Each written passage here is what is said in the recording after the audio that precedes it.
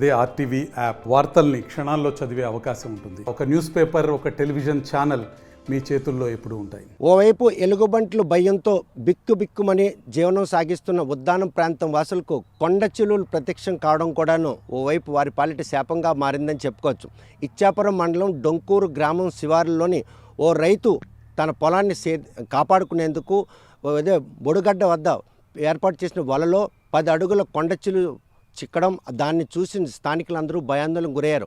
ఈ కొండ చిలువను చాకచక్యంగా పట్టుకున్నటువంటి స్నేచర్ మాత్రం దాన్ని హర్చమార్చకుండా దట్టమైన అటవీ ప్రాంతానికి తరలించేందుకు చేసిన క్రమంలో గ్రామానికి తేవడంతో గ్రామస్తులతో పాటు పరిసర ప్రాంత గ్రామస్తులందరూ కూడా అంత పెద్ద కొండ చిలువను చూసేందుకు ఆసక్తిగా పరుగులు తీస్తూ రావడం జరిగింది. మహేంద్రగిరి అటవీ ప్రాంతంలో వర్షాలు పడినప్పుడు అక్కడ ఉన్నటువంటి ఈ విషసర్పాలన్నీ కూడాను సోంపేట, అదేవిధంగా పలాస, మందస ఈ పరిసర ప్రాంతం మైదాన ప్రాంతంకి వస్తే అక్కడ సర్పాల ఆవాసం ఉండేందుకు అనువైనటువంటి చిత్తడి నేలలు ఉండడంతో అక్కడ సంతానోత్పత్తి కోసం అవి అక్కడ తిష్ట వేస్తుంటే ఆ క్రమంలోనే కొండ చిలువలతో పాటు త్రాచుపాములు కూడాను ప్రత్యక్షం కావడం, ఇవన్నీ చూసిన ప్రజలు మాత్రం ఆ పరిసర ప్రాంతాల్లో పొలాల్లో సేద్యం చేయడానికి వెళ్లేందుకు భయపడేటువంటి పరిణామాలు చోటు చేసుకున్నాయి.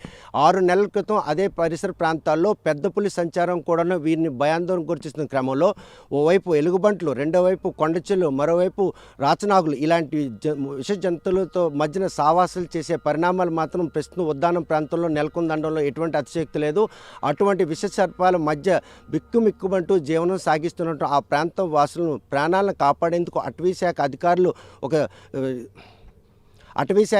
శాశ్వతమైనటువంటి పరిష్కారం దిశగా అడుగులు వేయాల్సింది పోయి వారిని మాత్రం ఆ విష సర్పాలను బారిన పడి ప్రాణాలు కోల్పోవడం తప్ప వారి ప్రాణాలకు భరోసా లేనటువంటి పరిణామాలు ఉద్దానంలో ఉందనడంలో ఎటువంటి అతిశయోక్తులు.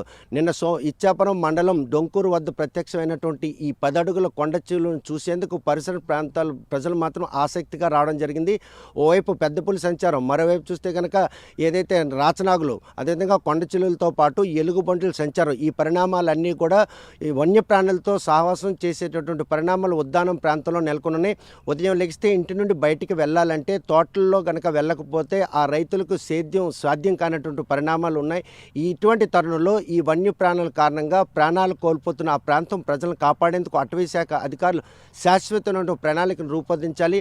వాటిని పట్టుకునేందుకు అవకాశం ఉన్నా కూడాను ఆ ప్రయత్నం చేయకుండా ప్రజల ప్రాణాలతో చెలగాటమాడుతున్న అటవీ శాఖ అధికారుల వైఖరిపై ఆ ప్రాంతం ప్రజలు తీవ్రంగా మండిపడుతున్నారు. మరి ఇప్పటికీ జరుగుతున్నటువంటి ఈ ఘటనలు పరిగణలోకి తీసుకొని ఆ ప్రాంతం వాసులు నిర్భయంగా గతంలో ఎలా అయితే సేద్యాన్ని చేసుకుంటే పొలంకి వెళ్ళి నిర్భయంగా వచ్చారో అటువంటి పరిస్థితులు తీసుకొస్తారా లేదంటే వారి ప్రాణాలు పోయినా పర్వాలేదు, వన్యప్రాణుల పరిరక్షణే ధ్యేయంగా అటవీ శాఖ అధికారులు చర్యలు చేపడతారా అన్న విషయం వేచి చూడాల్సిందే. ఇచ్చాపురం మండలం డొంకూరు నుండి వీడియో జర్నలిస్ట్ రామకృష్ణతో సత్యం, ఆర్టీవీ శ్రీకాకుళం. మరిన్ని వీడియోస్ కోసం ఛానల్ ని సబ్స్క్రైబ్ చేయండి. లేటెస్ట్ అప్డేట్స్ కోసం వాట్సాప్ ఛానల్ ని ఫాలో అవ్వండి. ఆ లింక్ డిస్క్రిప్షన్ లో ఉంది.